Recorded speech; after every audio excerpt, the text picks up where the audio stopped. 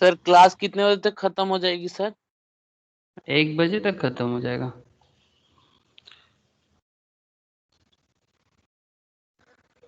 क्यों, तुझे कहाँ जाना है? क्लास है सर। अच्छा ठीक है। हाँ, ठीक है, कर ले। 1:30 से। अच्छा, हो जाएगा, उससे पहले ही खत्म हो जाएगा। ओके, चलो मैंने स्टार्ट तो कर दिया रिकॉर्डिंग। अच्छा, बेसिकली लास्ट क्लास में डिस्कस कर रहे थे अकाउंटिंग कॉन्सेप्ट, कन्वेंशन, प्रिंसिपल। ठीक है, तो वही accounting concept, convention and principles पे ही आगे का चर्चा होगा। So very very important area in accounting. अगर अकाउंट्स का जो बेस है, अब देखना कि बहुत छोटा छोटा पार्ट जो आगे जाके आप लोग ना इन डेप्थ जब चैप्टर करोगे, जैसे पार्टनरशिप करोगे, कंपनी अकाउंट्स करोगे, कंसाइनमेंट अकाउंट्स करोगे, different kind of insurance accounts करोगे, बहुत सारा अलग अलग अकाउंटिंग सिस्टम आप आगे आगे करोगे जो मेनली मैम ही आप लोगों को कराएंगे। बट पॉइंट है कि ये बेसिक जो आज होगा ना, अब देखिएगा कि बहुत सारा चीज़ें ना आपको इन द मतलब एडवांस स्टेज में जाके आप लोग हर चीज़ को बहुत ज़्यादा आप लोगों को दिखेगा वहाँ पर वही चीज़ करना पड़ रहा है जो आज आपको मैं कोशिश करूँगा। जो भी कॉन्सेप्ट वगैरह जो एरिया है वो काफ़ी वाइटल है, दैट्स वाई मैं बार बार बोल रहा हूँ कि ध्यान से सुनिएगा। ओके, चलो मैं स्क्रीन शेयर कर लेता हूँ और उस पॉइंट पे जो भी आगे का चर्चा करना है उसको मैं आगे बढ़ाता हूँ। ठीक है, तो accounting concept, principles and conventions. ठीक है, तो स्क्रीन आई होप सबको दिख रहा होगा। हाँ सर।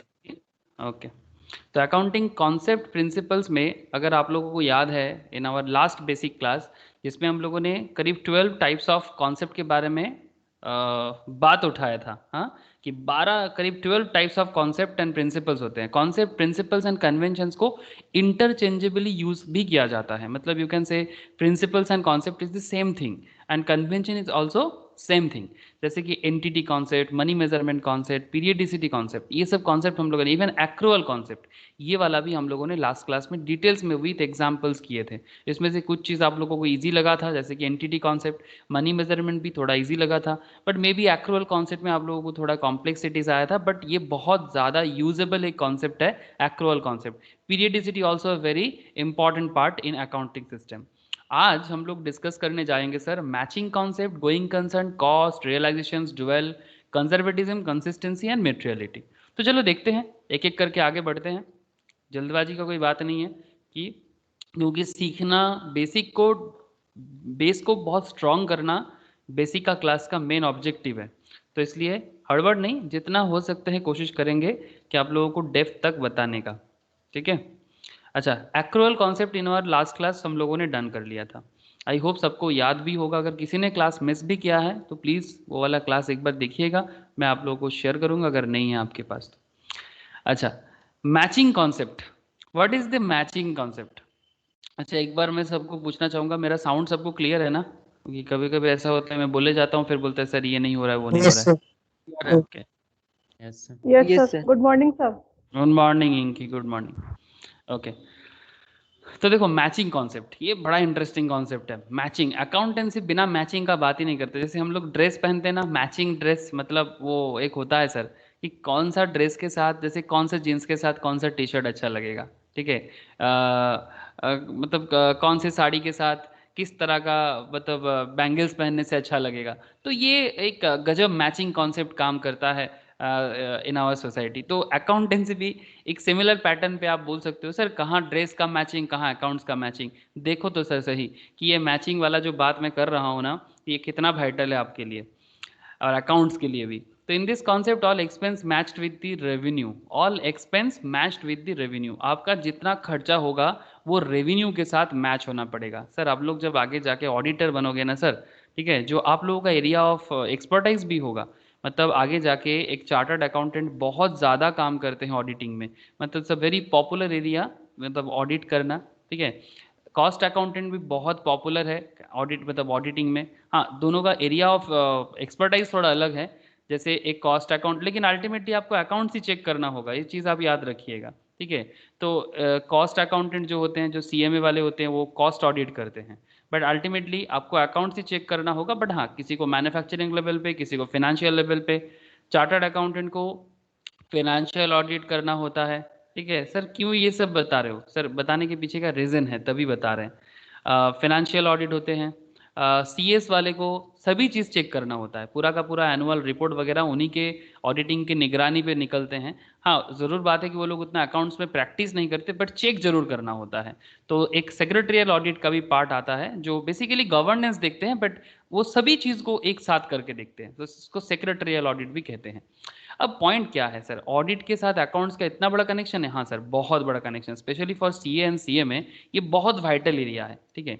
तो जिसमें मैं आपको जो कहने जा रहा हूँ, आप ध्यान से सुनिएगा, हाँ, कि कभी भी बिजनेस में घोटाला होता है ना, कितना सारा लोग बोलते हैं कि करप्शन होता है, ऑडिटर स्पेशली बहुत बड़ा प्रॉब्लम भी क्रिएट करता है, बिकॉज ऑडिटर्स जिस पे साइन कर दे, स्पेशली चार्टर्ड, जब जिस पे फिनेंशियल मैटर पे साइन कर दे, तो उसको ना पत्थर की लकीर माना जाता है। पत्थर की लकीर इन द सेंस, जो भी कहा होगा ठीक ही कहा होगा।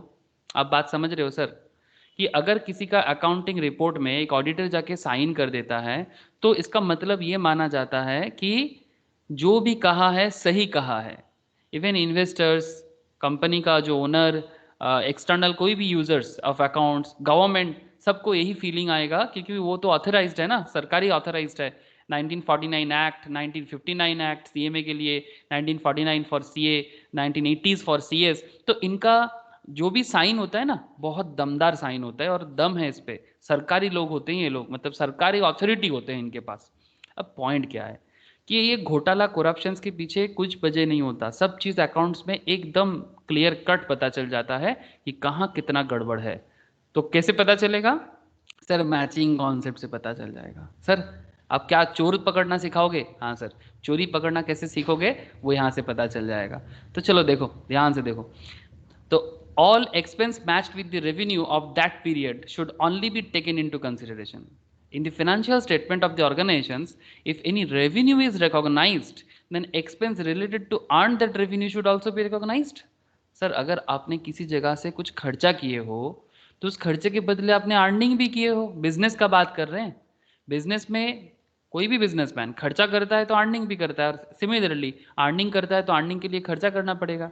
जैसे मानो कि अगर आप कैलकुलेटर का बिजनेस करोगे, ठीक है, आई होप आपको कैलकुलेटर दिख रहा है, या फिर अगर आप मोबाइल का बिजनेस करोगे, तो पहले आपको मोबाइल खरीद के लाना होगा, उसके बाद ही तो सेल करना है। Hello sir, please tell me, आपको पहले मोबाइल बाई करके लाना है, that is purchase or expense for you, and then when you sell it, then it will create revenue for you. Is it okay or not? बात समझ में आ रहा हाँ है कि सर। नहीं आ रहा है ना? Yes sir. तो सिंपल सा बात है कि कुछ अर्न करने के लिए कुछ खर्चा करना पड़ेगा, सिर्फ मतलब pure give and tech system, यही सिस्टम चलता है, और इसी को बिजनेस का दुनिया को बना के रखा है। अब पॉइंट है, the concept is based on accrual concept. Accrual में ड्यू वाला कॉन्सेप्ट होता है। कभी कभी पेमेंट नहीं होता फिर भी प्रोडक्ट आ जाता है। अरे सर, उधारी में सामान खरीदते कि नहीं खरीदते? लोन में चीजें खरीदते कि नहीं खरीदते? दुकानदारों के साथ क्रेडिट सिस्टम चलता है कि नहीं चलता, कि अभी सामान लेके आ गए बट पेमेंट नहीं किए? ऐसा भी तो होता है। Hello sir. Yes sir. Yes sir. तो accrual concept, as it consider the occurrence of expense and income and do not concentrate on actual inflow or outflow of cash। मतलब जब भी आप एक्रूअल कॉन्सेप्ट, अगर आपको लास्ट क्लास याद है, उसमें हम लोगों ने बोला था कि एक्रूअल में आपका एक्सपेंस भी होता है, इनकम भी होता है, बट जरूरी नहीं अगर आपने ड्यू बेसिस में कर रहे हो, मतलब लोन पे या उधारी ले रहे हो। उधार मतलब समझते हो ना सर? सपोज मानो कि आपने किसी से कोई प्रोडक्ट खरीद के लाए, ठीक है, आपने क्रेडिट पे लिए, ठीक है, credit purchase, just look, credit purchase. अब credit purchase of mobile phone 1 lakh rupees, बहुत सिंपल सा बात है। आपने क्रेडिट परचेस किया 1 लाख, तो क्या इसको हम एक्सपेंस मान सकते हैं? Is it my expense? No, नहीं, नहीं मानेंगे नहीं। एक्सपेंस इसको। एसिड बढ़ रहा है। क्रेडिट परचेस करने से एसेट बढ़ता है। Credit purchase of sir expense हुआ है। क्रेडिट परचेस करने से एसेट कैसे होगा? आप लाइबिलिटी बोलो तो भी माने। हाँ, मतलब तो ऑफ कैश का तो फ्लो नहीं हो रहा है ना। हाँ, कैश का फ्लो लायबिलिटी नहीं तो हो, बढ़ा ना। पर लाइबिलिटी है कि नहीं आपका? लाइबिलिटी तो लाइबिलिटी तो है, और मतलब दैट मीन्स हम लोग लाइबिलिटी मतलब बोल सकते sir future expense. Hmm, you can से it in simple language sir. Liability मतलब फ्यूचर एक्सपेंस, आज नहीं करना है बट कल तो करना ही है। एसेट तो किसी भी एंगल से नहीं है। जब हम क्रेडिट परचेस करते हैं, मेरा परचेस को सुनो, परचेस करके तुम मोबाइल फोन ला रहे हो, उसके बदले आपको एसेट मिल रहा है, दैट्स अ डिफरेंट इशू, उसको उस पे मत जाओ। मतलब what is the purchase signifies you, जब आप परचेस करते हो वो आपका एक्सपेंस है, ये आपका घर का चीज तो है नहीं, आपने उधारी में लाया तो देना पड़ेगा। तो पॉइंट सिंपल है, कैश फ्लो नहीं हुआ जो इनकी बता रहे हैं, very good sir, no cash flow year, no cash flow year. तो एक नॉर्मल कॉन्सेप्ट क्या होता है आम जनता का, आम जनता मतलब एनीवन, मतलब जो भी नॉर्मल इंसान है जिनको उतना भी अकाउंट्स का सेंस नहीं है, वो क्या सोचेगा कि भाई मैंने परचेस करके लाया बट मैंने अभी तक पेमेंट नहीं किया, और जब तक मैंने पेमेंट नहीं किया तो मेरा कैश का फ्लो नहीं हुआ, और जब तक मेरा कैश का फ्लो नहीं होता मैं इसको एक्सपेंस कैसे मान लूँ। मे बी यही वाला पॉइंट दिमाग में आ रहा होगा आपको। बट सर एक्रूअल बेसिस में इसको खर्चा माना जाता है। एंड आप लोग जब भी अकाउंट्स करते हो तभी अगर फीलिंग लेके करते हो ना, ऐसा नहीं कि करने के लिए अकाउंट्स करो, एक एक पॉइंट सोच के करो, देखना आप समझ जाओगे। अच्छा, जब हम परचेस करके लाते हैं, अगर क्रेडिट परचेस भी है तो भी उसको हम लोग एक्सपेंस के तौर पे ट्रीट करते हैं, ऑब्वियसली करते हैं। तो पॉइंट यही है कि जस्ट ट्राई टू अंडरस्टैंड कि this concept is based on accrual concept as it consider the occurrence of expense and income and do not consider on actual inflow of or outflow of cash।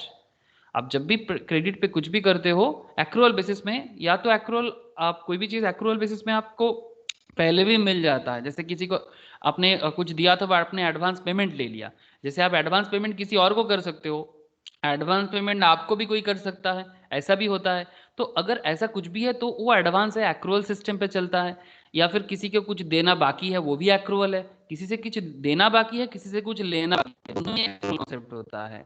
अब point है actual inflow और outflow of cash यहाँ पर नहीं होता, फिर भी या तो एक्सपेंस मानेंगे या तो इनकम मानेंगे। बात सही कि नहीं सर? ये लास्ट दिन हम लोग एक्रूअल कॉन्सेप्ट में ये वाला कॉन्सेप्ट पूरा डील किया था, याद आ रहा Yes, है? sir. Yes sir. Yes, sir. तो एक्चुअल आउटफ्लो ऑफ कैश नहीं होता वहां पर, और इनफ्लो ऑफ कैश भी नहीं होता वहां पर, फिर भी हम लोग एक्सपेंस एंड इनकम के तौर पे मैटर को समझने का कोशिश करते हैं इन अकाउंटिंग, और जो रियल लाइफ में यही करते हैं अकाउंट्स में। आप लोग आगे आगे जितना भी अकाउंट्स करोगे उसमें एक्रूअल कॉन्सेप्ट ही ज्यादा यूज करोगे, कैश बेसिस ऑफ कॉन्सेप्ट बहुत कम यूज होता है। मतलब अगर किसी को बहुत इच्छा हो मे भी हो सकता है, अदरवाइज नहीं। मतलब ये सिस्टम यही है कि एक्रूअल बेसिस में ही करते हैं। तो it is not necessary that every expense identify every income. अब सवाल आता है, जरूरी नहीं है कि हर एक्सपेंस अपना इनकम को ढूंढ ले, not necessary that every expense identify every income. Sir ये क्या बात हुआ, आप ही तो बोल रहे हो मैच कराना है। हाँ सर मैच करेंगे, बट जरूरी नहीं हर एक्सपेंस के लिए हर इनकम को आप चढ़ देनी, मतलब अच्छा ये एक्सपेंस है तो इसका इनकम ये हुआ था, ऐसा नहीं होता। Some expense are directly related to the revenue and some are time bound. ध्यान से सुनो सर, एक एक पॉइंट बहुत कीमती है। For example, selling expenses are directly related to sales, but rent, salaries, etc. are recorded on accrual basis for a particular accounting period। क्या आप लोगों को समझ में आ रहा है सर? अगर आप कोई प्रोडक्ट को सेल करने के लिए कुछ एक्सपेंस कर रहे हो तो उसको हम सेलिंग एक्सपेंस बोलते हैं। सेल करने के लिए ट्रांसपोर्टेशन के लिए जा रहे हैं, प्रोडक्ट का कार्टेज लग रहा है या फिर कैरेज लग रहा है, या फिर एडवर्टाइजमेंट के लिए सेलिंग कर रहे हैं, सेलिंग एक्सपेंस लगा रहे हैं। तो सेलिंग एक्सपेंस, अगर कोई प्रोडक्ट को सेल करने के लिए मेरा जो जो खर्चा लग रहा है उसको हम लोग डायरेक्टली सेल के साथ कनेक्ट कर सकते हैं कि selling expense are directly related to sales. तो अगर सेल करके रेवेन्यू आएगा, जब आप कोई भी प्रोडक्ट सेल करोगे, से फॉर एग्जांपल आपने 10 लाख का सेल किया और यहाँ पर आप सेल, इस 10 लाख का प्रोडक्ट को सेल करने के लिए आपने कुछ रिलेटेड खर्चा किया, एक्सपेंस भी किया कुछ 50,000 का। तो 10 लाख का सेल करने के लिए अगर आप किसी अमाउंट में 50,000 का सेलिंग एक्सपेंस किए और प्रोडक्ट का खर्चा तो है ही, तो आप कनेक्ट करा सकते हो कि ये 50,000 मैंने इस पर्टिकुलर प्रोडक्ट को सेल करने के लिए किया था, और उसके लिए पहले जो प्रोडक्ट मैंने सपोज मानो 8 लाख पे खरीद के लाया था, ये भी हो सकता है। तो टोटल एक्सपेंस हो गया 8,50,000, मैंने सेल किया 10 लाख। तो सवाल ये उठता है सर, लेकिन अब यहाँ पर सवाल है, सेल करने के लिए आप लोग दुकान का रेंट भी देते हो, देते कि नहीं देते? समझिएगा सर बात को, दुकान होगा रेंट दोगे तब ना सेल करोगे, दुकान होगा दुकान में लोग काम करेंगे तभी ना आप सेल कर पाओगे, उसका सैलरी भी पेमेंट करना होगा। बट उनका सैलरी ड्यू बेसिस पे हम लोग मेंटेन करते हैं, सैलरी कभी भी किसी को एडवांस लेवल में मिलता है ये बहुत कम होता है, सैलरी हमेशा मंथ के एंड पे मिलता है। सही कि गलत सर बोलिएगा? सही है। यस है ना? Sir, yes sir. सैलरी किसी को भी एडवांस नहीं मिलता, ऐसा नहीं। आप जिस दिन जॉब ज्वाइन करते हो क्या आपके अकाउंट में सैलरी आ जाता है, या फिर जॉब 1 महीना कंप्लीट होने के बाद आपके अकाउंट में पैसा जमा होता है? बताइएगा। बाद सर। बाद आता है। इसका मतलब वो बात क्या तो- कर रहा है, एक्रूवल बेसिस में करता है। अब कोई बोलेगा सर नहीं मुझे एडवांस सैलरी मिलता है, सर एक्सेप्शनल पॉइंट है। नॉर्मली कभी भी कोई भी इंसान किसी को भी एडवांस सैलरी से काम नहीं कराता, ठीक है। जॉब का बात कर रहे हैं सर, जो लोग जॉब करते हैं सैलरीड बेसिस में काम करते हैं उनको हमेशा ही ड्यू बेसिस में होता है, और जो भी उसका अकाउंट्स मेंटेन किया जाता है वो ड्यू रहता है मंथ के। 1 महीना काम करने के बाद क्या तुरंत मिल जाते हैं? अगर जो लोग स्टेट गवर्नमेंट, अगर कोई भी घर में एम्प्लॉय है या फिर पड़ोस में भी है, ढूंढो पूछा करो कि सैलरी आने में कितना टाइम लगता है। कभी कभी सिचुएशन इतना खराब होता है कि 10 तारीख भी निकल जाते हैं कि सैलरी आने में टाइम लगता है। किसी किसी केस में, हर केस में नहीं। मैं किसी किसी से बात कर रहा था तो किसी किसी के केस में, स्पेशली इन स्टेट गवर्नमेंट के केस में थोड़ा प्रॉब्लम चल रहा है। सेंट्रल गवर्नमेंट का भी कभी कभी प्रॉब्लम होता है, वो तो चलो कोई बात नहीं, ये सब होता रहता है। अब बात क्या है, पॉइंट यही है कि ड्यू बेसिस में वो लोग मेंटेन करता है, एक्रूअल बेसिस पे वो लोग मेंटेन करता है। अब चलो कोई बात नहीं, क्या पॉइंट है इसका, धीरे धीरे मैटर को आगे बढ़ाते हैं। तो selling expense are directly related to sales, but rent, salaries etcetera recorded on accrual basis for a particular accounting period. In other words, periodicity concept has also been followed, जो हम लोग लास्ट में किए थे कि हमेशा एक पीरियड का खर्चा होता है, एक पीरियड का इनकम होता है, या तो एक वीक का होगा या तो एक मंथ का होगा। तो जैसे कि यहाँ पर सैलरी नॉर्मली क्या होता है सर, वीकली होता है या मंथली होता है? Salary normally monthly. मंथली होता है। मंथली। हाँ यस सर, ये बड़ा कॉमन सेंस है, दुनिया में किसी भी कोने में चले जाओ in the whole world, salaries मतलब मंथली। हाँ, तो ये पीरियडिसिटी कॉन्सेप्ट के कारण ही पूरा वर्ल्ड इसको फॉलो करता है। वाइल अप्लाइंग मैचिंग कॉन्सेप्ट, अब ध्यान से देखो, एग्जाम्पल्स में आ रहे हैं और आपको बड़ा मजा आ सकता है। दिमाग भी थोड़ा सा कंफ्यूज, मतलब वो बोलते हैं ना सर, कन्फ्यूजिया गया है, वो कंफ्यूज भी हो सकते हो, ठीक है। तो लेकिन कंफ्यूज नहीं होना है। मिस्टर पी के, धीरे धीरे बात करूंगा। मिस्टर पी के, अरे वाह देखो, पी के कन्फ्यूज का बात किए तो पी के भी आ गया। वो पी के मूवी में ही वो बोल रहा था, अरे कन्फ्यूजी आ गया है। तो ऐसे एग्जैक्टली वही देखे हो सर आप लोग पी के मूवी? हाँ यस सर। देखा, बड़ा गजब मूवी था, मुझे भी बहुत ही पसंद आया मूवी। ओके, तो मिस्टर पी के started cloth business. Okay, he purchased 10,000 pieces garments at the rate of 100 per piece. याद रखिएगा सर एक एक पॉइंट, हाँ, मतलब बाद में जब मैं आपको फटाफट कनेक्ट करने बोलूँ ताकि आप कनेक्ट कर लो। 10,000 pieces garments at the rate कितना, 100 per piece. Okay, and sold 8,000 pieces at the rate 150 per piece. तो आपका खरीदना खर्चा कितना है सर, खरीदने वाला खरीदारी कितना है इसका, 10,000 इंटू 100। लेकिन आप सेल कितना कर रहे हो, 8,000 पीस सेल कर रहे हो, पूरा का पूरा सेल नहीं हो रहा है। ध्यान से सुनिएगा, 8,000 पीस सेल कर रहे हो 150 करके per piece during the accounting period of 12 months. तो ये पीरियडिसिटी कॉन्सेप्ट 12 महीने का सेल का एंड परचेस का डेटा है। 1 जनवरी टू 31 दिसंबर का डेटा है, ठीक है। 1 Jan to 31 December 2019। He paid shop rent at the rate of 3,000 per month. उन्होंने दुकान जो चला रहे हैं उसके लिए 3,000 का पर मंथ का भाड़ा भी दे रहे हैं। फॉर 11 मंथ, 11 महीने का भाड़ा उसने दिया। Paid ₹8 lakh to the suppliers, और जिनसे ये प्रोडक्ट सप्लाई, मतलब जिन्होंने इनको प्रोडक्ट सप्लाई किया, मतलब जिन्होंने इनसे परचेज जिनसे किया, वो 8 लाख का मतलब paid 8 lakh to the suppliers, मतलब जिनसे प्रोडक्ट लिया उनको 8 लाख पेमेंट किया of garments, and received 10 lakh from customers. और जिनको इन्होंने सेल किया उनसे वो कितना लिया सर, 10 लाख। मतलब जो उनका क्रेडिटर है उनको पेमेंट किया 8 लाख, और जो उनका डेटर है उनसे पेमेंट लिया 10 लाख। बोलो सर, पूरा का पूरा बिजनेस का जो कहानी है, बेस जो है, बैकग्राउंड क्लियर है अभी तक। 10,000 पीस गारमेंट्स है, 100 रुपया का पर पीस का खर्चा है, खरीद लिया, सेल कर रहे 8,000 पीस 150 करके, ठीक है।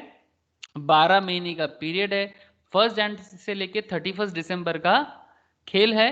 पेड शॉप रेंट 3,000 का, 11 महीना का पेमेंट कर रहा है, 8 लाख सप्लायर को पे कर रहा है, गारमेंट रिसीव और कस्टमर से ले रहा है 10 लाख। एक काम करते हैं सर, एक फटाफट एक काम कर लेते हैं, ये पूरा का पूरा कहानी को ना एक बार फटाफट हम लोग एक पिक्चराइज कर लेते हैं ताकि आगे हम लोगों को दिक्कत ना हो। तो आप लोग मुझे थोड़ा हेल्प कीजिए, अभी हम लोगों ने जो रीड किया, फटाफट आप लोग मुझे थोड़ा हेल्प कीजिए। कि सर कितने का परचेस है, कौन बोलेगा?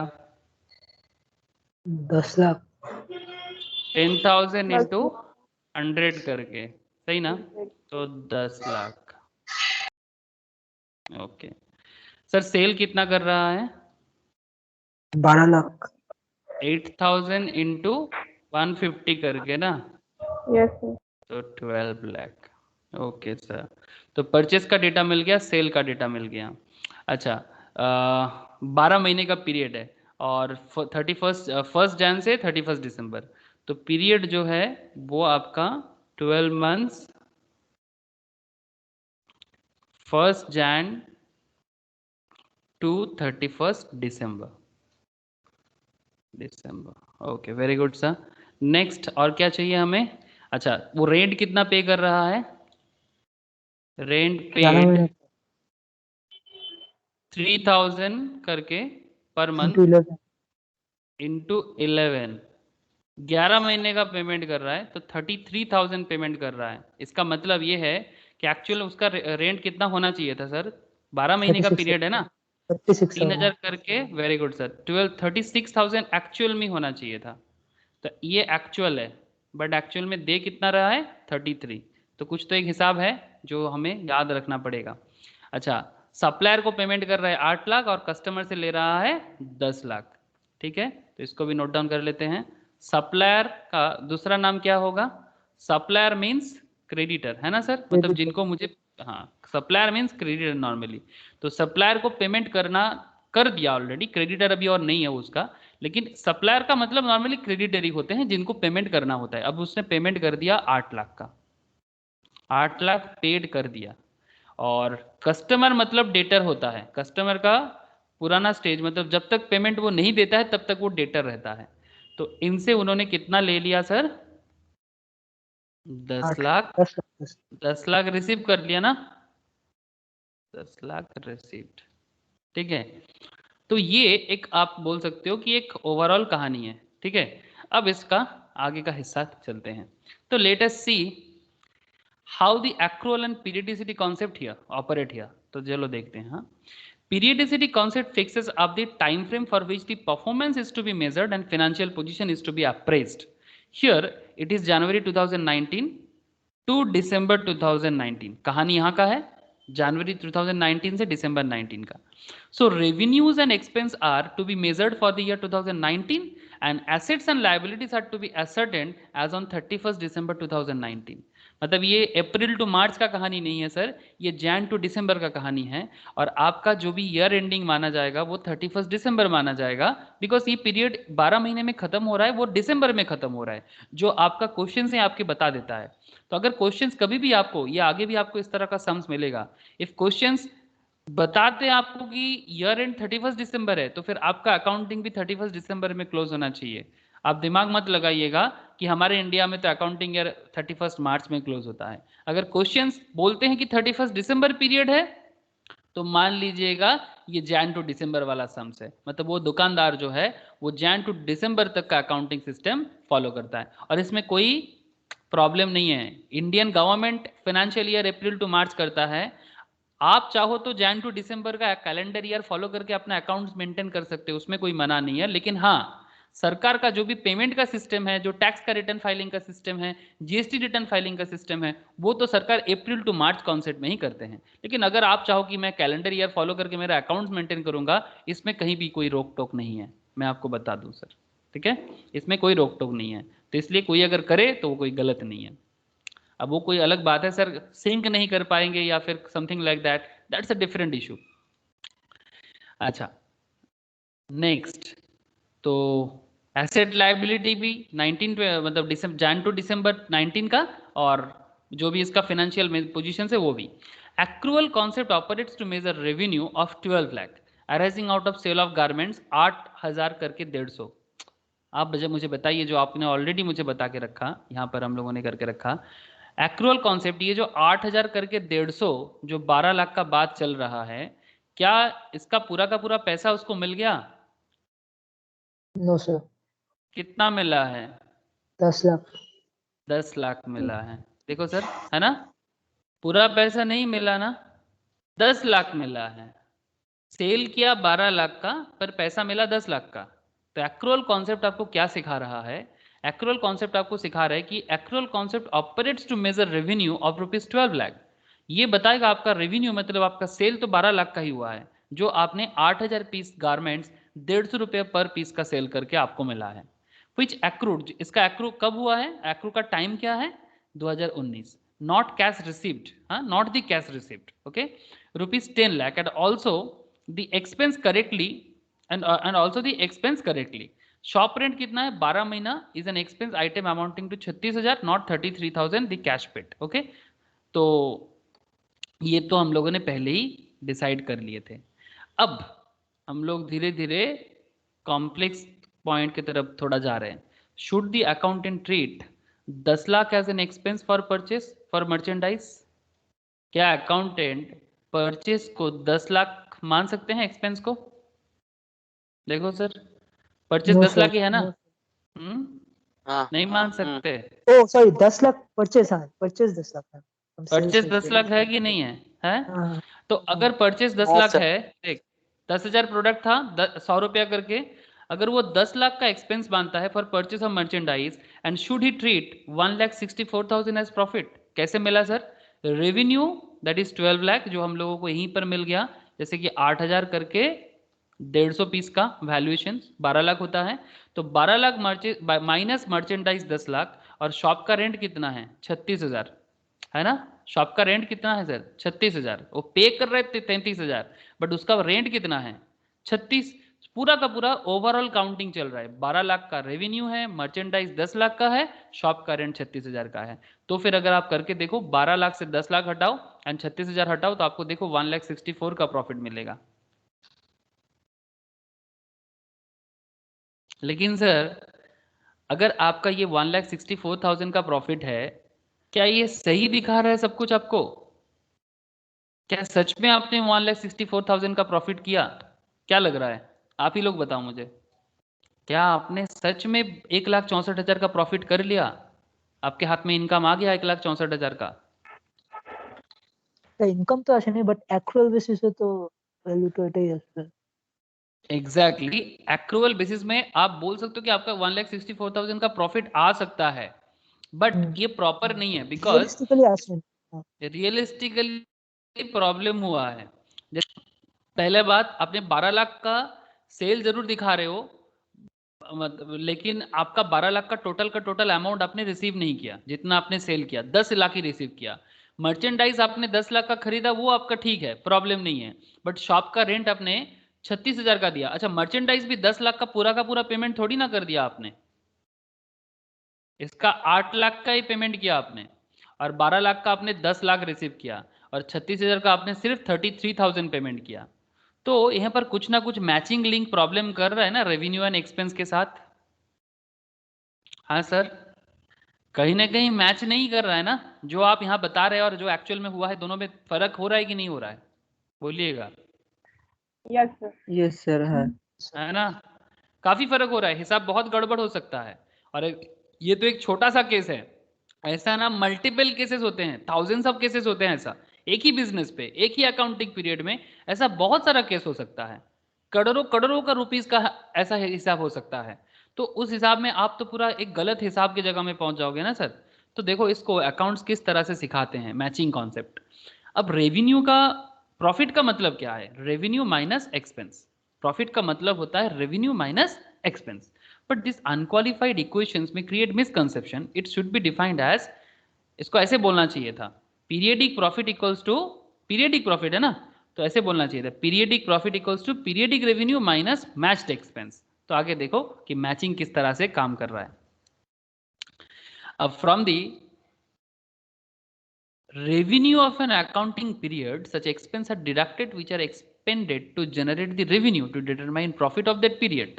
In the given example, revenue relates to only sale of rupees 8,000 pieces. हमने जो भी रेवेन्यू अभी भी इकट्ठा कर रहे हैं वो सिर्फ 8,000 पीस सेल करके हुआ है। हेलो, हम लोगों ने जो भी रेवेन्यू इकट्ठा कर रहे हैं वो 8,000 पीस सेल करके ही कर रहे हैं ना, इंटू 150 पर पीस। बोलिएगा सर, यस सर। है ना? Yes, sir. तो प्रॉपर अकाउंटिंग सिस्टम भी आपको वही कहेगा कि जितने का सेल आप कर रहे हो, दैट इज 8000 पीस सेल कर रहे हो, 150 करके सेल कर रहे हो, तो रेवेन्यू 150 करके काउंट करो। लेकिन उसका कॉस्ट जो है आप 10,000 के कॉस्ट के साथ क्यों करोगे? अगर आपका रेवेन्यू आ रहा है 8000 पीस सेल करके, तो फिर एक्सपेंस का हिसाब 10,000 के साथ क्यों होगा? मैच कहां से करेगा? मतलब जो हम लोग यहाँ पर कर रहे थे सर, ये जो हम लोग 12 लाख का रेवेन्यू दिखा रहे थे, 12 लाख के रेवेन्यू से जो 10 लाख का मर्चेंडाइज का लेस कर रहे थे, ये 10 लाख तो 10,000 का है, ये 12 लाख तो 8,000 का है। तो मैच कहाँ किया? घोटाला कुछ समझ में आया? बोलिएगा सर, कुछ तो गड़बड़ लगा ना सर। ये तो 12 लाख रिप्रेजेंट करता है 8,000 अमाउंट को, मतलब आपका इन्वेंट्री के साथ भी प्रॉब्लम हो जाएगा। और ये 10,000 रिप्रेजेंट करता है 10,000 अमाउंट को, 10,000 पीसेस। सही की गलत? Yes sir. है ना? तो पूरा पूरा हिसाब ही आपका गड़बड़ हो गया, एकदम गड़बड़ हो गया। ये 1,64,000 किसी भी एंगल से प्रॉपर हिसाब नहीं हो सकता। अब प्रॉब्लम मतलब मैचिंग कॉन्सेप्ट आपको वही सिखाता है कि अगर आपने 8,000 पीसेस का रेवेन्यू जनरेट कर रहे हो, तो आपका कॉस्ट भी 8,000 पीसेस का ही होना चाहिए। सो आपका प्रॉफिट अमाउंट कुछ ऐसा दिखना चाहिए सर, आपका प्रॉफिट कुछ ऐसा दिखना चाहिए। जस्ट देखो एक बार, रेवेन्यू इक्वल्स टू 12 लाख, इसको कहां से मिला सर? ऑब्वियसली 8,000 इंटू 150 करके। So very simple sir. Expense को लेस करो यहां से। आपने अगर 100 रुपया करके था ना, तो मर्चेंडाइज कितने का है आपका? 8,000 करके 100 रुपया का, तो 8 लाख का मर्चेंडाइज आपने एक्सपेंस किया। सही की गलत सर? बोलो। हेलो? सही। यस सही। सही ना? और आपका शॉप का रेंट 12 महीने का 3,000 करके, 12 महीने का, क्योंकि हमने पेमेंट 3,000 का किया, 11 महीने का किया, उसका अलग से हिसाब रहेगा। बट आपका रेंट तो 12 महीने का है ना सर, इसमें आपका हिसाब प्रॉपर रहेगा। तो यही सिस्टम होता है कि शॉप का रेंट 36,000 ही मेंटेन करना चाहिए, 33,000 नहीं। आप बोलेगा सर पेमेंट तो उतना नहीं है। अब वही पर बात हो रहा था ना कि सेल का एक्सपेंस को सेल के साथ कनेक्ट किया जाता है, लेकिन रेंट और सैलरीज वगैरह को एक्रूअल बेसिस पे मेंटेन किया जाता है। बात कुछ समझ में आ रहा है सर? बिकॉज मर्चेंडाइज में फ्लक्चुएशन आ सकता है, रेंट सैलरीज में फ्लक्चुएशंस नहीं आता रोज रोज। बात कुछ समझ में आ रहा है सर?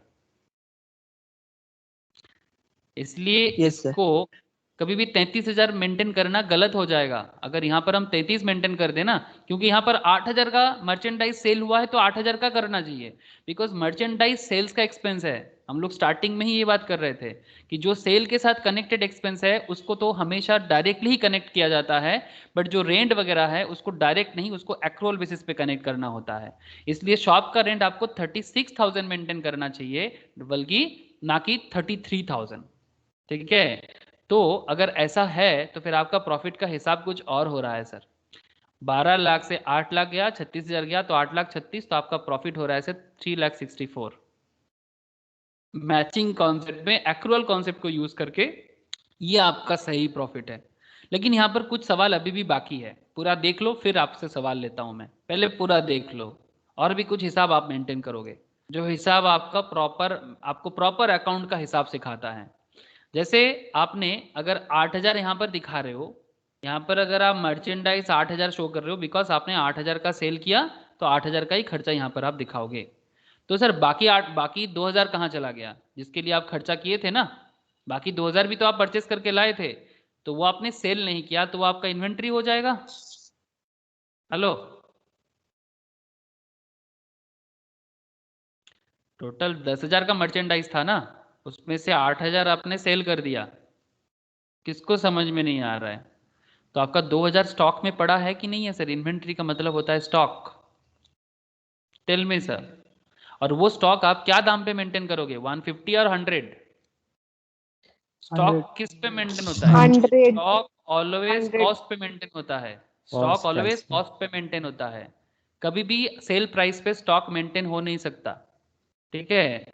तो 2,000 पीसेस आपका बाकी है, तो आपका एसेट बना रहे हो आप बैलेंस शीट में, आपका एसेट साइड में, करंट एसेट में ऑब्वियसली, बैलेंस शीट में एसेट साइड में आपका इन्वेंट्री शो होगा। 2,000 पीसेस 100 करके 2 लाख का एसेट आपके पास पड़ा हुआ है।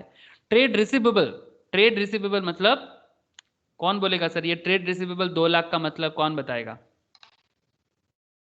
एनीवन? डेटर 2 लाख। किस तरह से 2 lakh? Debtor 2 lakh, very good sir. Trade receivable का दूसरा नाम डेटर है। Yes I understand, but how this 2 lakh का हिसाब क्या पेमेंट है? नहीं किया है। पेमेंट कौन नहीं किया? কাস্টমার করেন। कस्टमर नहीं किया, मतलब बेसिकली आप ये बोलो ना सर कि सर 12 लाख का रेवेन्यू था, है ना, लेकिन ये रेवेन्यू में से हमें कितना मिला है? 10 लाख ही तो मिला है, अभी भी 2 लाख मिलना ड्यू है, बाकी है। 10 लाख ही मिला है हमें, है ना, अभी भी 2 लाख मिलना बाकी है, जो हम लोगों ने यहाँ पर ऑलरेडी करके भी रखा था। ये देखो हम लोग ऑलरेडी यहाँ पर मेंशन भी करके रखा था कि 10 डेटर हमें कितना पेमेंट किया? 10 लाख पेमेंट किया, बट अभी भी हमें, मेरा टोटल सेल तो 12 लाख का था, तो डेटर ने हमें अभी भी हमें 2 लाख का पेमेंट नहीं किया। डेटर ने अभी भी हमें ये जो 12 लाख है और ये जो 10 लाख है, तो 12 माइनस 10, 2 लाख अभी भी बाकी है, जो मेरा अभी भी डेटर है, मतलब अभी भी उनसे हमें मिलेगा। तो ये भी आपका क्या है sir? This is also your current assets. Yes ना, debtor is your current assets, ठीक है। Debtor, stock, cash, bank, these are the current assets. Okay, तो ट्रेड रिसीवेबल और डेटर ये हो गया आपका 2 लाख, तो आप बैलेंस शीट में मेंटेन कर दोगे इसको। अच्छा, अब कैश को भी मेंटेन करना है ना, जो मैं आपको बोल रहा था कि कैश भी आपका करेंट एसेट्स है, तो कैश को कैसे मेंटेन करोगे? सर कैश आपने रिसीव कितना किया? 8,000 का बेचा, 150 करके, टोटल 12 लाख, सही ना, बट आपको रिसीव कितना हुआ सर? कैश रिसीव कितना हुआ? बोलो सर, 10 लाख मिला ना sir? Supplier yes sir. Customer ने आपको कितना पेमेंट किया? 10 लाख। कस्टमर ने आपको कितना पेमेंट किया? 10 लाख। ये वाला कस्टमर ने आपको 10 लाख पेमेंट किया, तो फिर अगर कस्टमर ने आपको 10 लाख पेमेंट किया, then cash receipt is 10 lakh and cash payment आपने कितना किया? कैश पेमेंट आपने 8 लाख, हाँ 8 लाख एंड 33,000 भी ना सर आपने, रेंट। हाँ रेंट के लिए भी किया ना, तो 8,000 करके 100 रुपया जो आपने मर्चेंडाइज के लिए खर्चा किया है ना, और 33,000 जो आपने रेंट के लिए खर्चा किया, 11 महीने का पेमेंट किया आपने। ये भी हम लोगों ने स्टार्टिंग में लिख के रखा था, ये देखो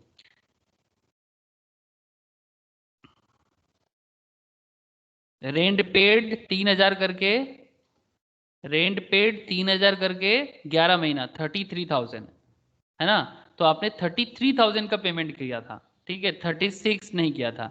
तो जितने का आपने पेमेंट किया आप उतने का ही यहाँ पर कैश मेंटेन करोगे। तो 10,000 का कैश रिसिप्ट और 8,33,000 का, 10 लाख का कैश रिसिप्ट एंड 8,33,000 का कैश पेड। तो अल्टीमेटली आपके हाथ में कैश कितना रहा सर? 1,67,000 का, ठीक है। तो अगर आपने एसेट साइड को टोटल करोगे तो ये 5,67,000 होगा सर। देखो सर, ये देखो 2 लाख, 2 लाख, 4 लाख एंड 1,67,000, 1,67,000, तो कुल मिला के होता है आपका 5,67,000। अब इसका एक दूसरा एरिया भी है, अगर आपने एसेट भी शो किया तो फिर आपका लाइबिलिटी साइड भी कुछ होगा ना सर। तो लाइबिलिटी आपका क्या है? ट्रेड पेबल, कुछ देना आपका बाकी है। क्या देना बाकी है सर? कुछ पेमेंट बाकी है आपका? Yes sir 2 lakh. 2 lakh creditor को देना बाकी है। सप्लायर को आपने 12, सप्लायर को कितना देना था आपको? 10 लाख देना था, 8 लाख दिए। 8 लाख पे किया, 10 लाख देना था, 8 लाख दिए। वेरी गुड सर, मतलब आपको देना था 10 लाख, आपने दिया 8 लाख, तो फिर ट्रेड पेबल भी आपका क्या हो गया? 10 लाख माइनस 8 लाख, तो that is 2 lakh. Expense payable भी आपका बाकी है, कुछ खर्चा करना है बट आपने किया नहीं, जैसे कि रेंट है ना, आपको पेमेंट करना था 36,000। हाँ बोलो। Outstanding rent. Outstanding rent, very good sir, expense payable और outstanding rent you can say, very good. 33 के आपने पेमेंट किया, तो स्टिल 3,000 आपका बाकी है। अच्छा, तो फिर 2 लाख हो गया, 3,000 हो गया। अच्छा, कैपिटल भी आपका लाइबिलिटी साइड में शो होता है ना सर? कैपिटल आपका लाइबिलिटी साइड में शो होता है ना, इसका रीजन भी मैंने आपको क्लास में बताया। कौन बताएगा फिर से एक बार कि सर कैपिटल को लाइबिलिटी साइड में क्यों लिखे? ये भी हम लोगों ने इसी कॉन्सेप्ट में भी पढ़े, इससे पहले नॉर्मल क्लास में भी बोले कि कैपिटल को लायबिलिटी साइड में क्यों लिखे।